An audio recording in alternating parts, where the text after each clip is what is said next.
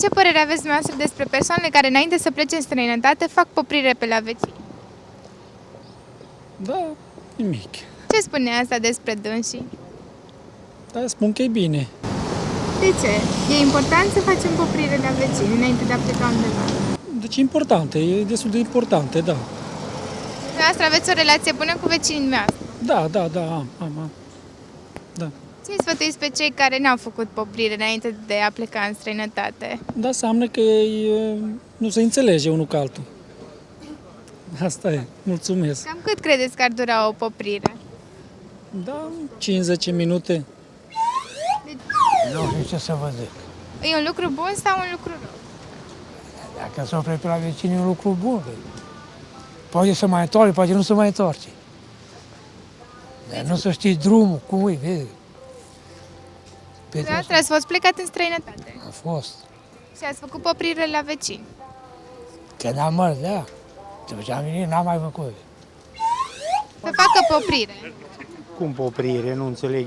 Explicați-mi termenul. Poprirea este o sumă de bani reținută din salar sau dintr-un venit. Cum? Adică și au împrumut. Da, Se împrumută ca să poată să meargă în străinătate. Da. Păi e tristă treaba, domnișoară, dacă bietul român, ca să poată să meargă, își ia banii împrumut. Nu e tristă treaba. Și ce părere aveți dumneavoastră despre românii noștri amărâți, săracii Europei? Ziceți. Păi eu vă întreb pe dumneavoastră. Păi părerea mea, vai de capul nostru. Știți ce înseamnă poprire? E o sumă de bani reținută dintr-un salariu sau dintr-un venit, datorată unui debitor. Pot să zic nimic de chestia. N-ați auzit niciodată de cuvântul acesta? Ba da, am auzit, dar asemenea persoane, ce să zic, ar trebui trasă la răspundere. Atât. Ce înseamnă asta?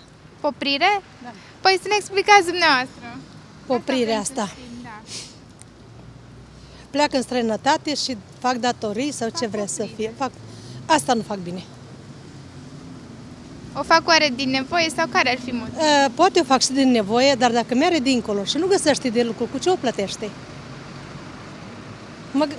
Mă gândesc eu așa. Nu e bine ceea ce face. Păi, acum ce să zic eu? Ele știu de ce. Nu pot să zic că nu. Dar e un lucru bun asta. Eu nu m-aș duce. Eu mai bine aici la noi, că ești acasă. Aici ai neamuri, aici ai tot. Este? Păi aia fiecare opțiunea lui. Știu că ținem din Germania într-un salariu ăsta, că și eu mă duc, deci chiar mâine, dincolo, dar nu mă tare mă. Pe bune. Deci,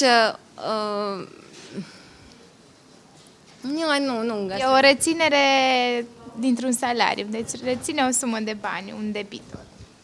Da. Dar să te gândești tu sau la altceva? Depinde acum, pentru că, nu știu, mi se pare că, cred că cuvântul înseamnă mai mult.